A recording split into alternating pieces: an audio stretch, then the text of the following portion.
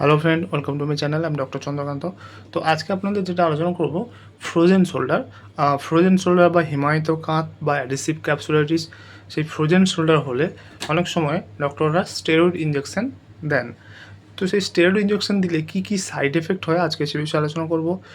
স্বল্পমেয়াদী অস্থায়ী side effect আর হচ্ছে দীর্ঘমেয়াদী ভেরি ইম্পর্ট্যান্ট, সেগুলো কী কী সমস্যা হয়, কী কী সাইড এফেক্ট হয় আজকে সে বিষয়ে আলোচনা করব। চ্যানেল নতুন, চ্যানেল সাবস্ক্রাইব করবেন। চলুন শুরু করা যাক।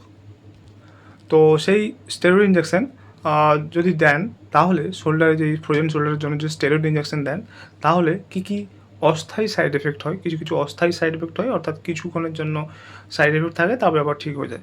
সেই অস্থায়ী সাইড এফেক্টগুলো কী কী? ইঞ্জেকশন দেওয়ার 1 থেকে 2 দিন পর্যন্ত ব্যথা, ফোলাভাব, কালশিটে এবং মুভমেন্ট করতে অসুবিধা হওয়া, এটা থাকে। ইঞ্জেকশন দেওয়ার 24 থেকে 48 ঘন্টার পর ওই ব্যথা সংকীর্ণ এবং অস্থায়ীভাবে বৃদ্ধি পায়।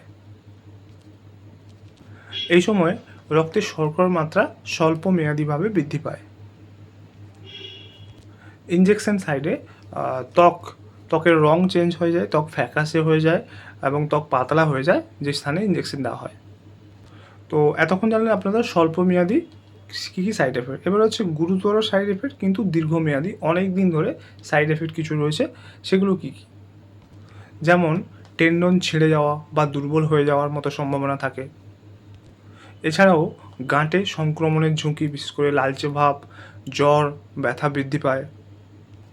অতিরিক্ত ইঞ্জেকশনের ফলে তরুণাস্থি বা তার নিচের হাড়ের ক্ষয় হয়। এছাড়াও শরীর সাময়িকভাবে নিজস্ব স্টেরয়েড উৎপাদন কমিয়ে দেয়। তো আশা করি বুঝতে পারলেন যে স্টেরয়েড ইঞ্জেকশন দিলে শোল্ডার জয়েন্টে আমাদের ফ্রোজেন শোল্ডারের ক্ষেত্রে বা হিমায়িত কাঁধের ক্ষেত্রে বা অ্যাডহেসিভ ক্যাপসুলেটের ক্ষেত্রে যে ফ্রোজেন শোল্ডার, এই সমস্ত ক্ষেত্রে যে স্টেরয়েড ইঞ্জেকশন দেওয়া হয়, তো তার জন্য কী কী সাইড এফেক্ট থাকে সেটা আজকে জানলেন। তো তাই ইঞ্জেকশনের পরিবর্তে কনজারভেটিভ ট্রিটমেন্ট, বিশেষ করে physiotherapy, proper exercise, proper hot water bag, এগুলো দিলে কিন্তু এতগুলো সাইড এফেক্ট থেকে রক্ষা পাওয়া যায়। তা যাদের যাদের ফ্রোজেন শোল্ডারের সমস্যা ভুগছেন, অবশ্যই প্রথমে আপনারা কনজারভেটিভ ম্যানেজমেন্ট, বিশেষ করে ফিজিওথেরাপি ট্রিটমেন্ট, ফিজিওথেরাপি এক্সারসাইজ, এগুলোর উপর জোর দেবেন। তাহলে কিন্তু খুব তাড়াতাড়ি এটা ভালো হয়ে যাবে এবং সাইড এফেক্ট থেকে রেহাই পাবেন। তো আজকের ভিডিও এই পর্যন্ত। চ্যানেল নতুন, চ্যানেল সাবস্ক্রাইব করবেন, লাইক করবেন। Thank you for watching.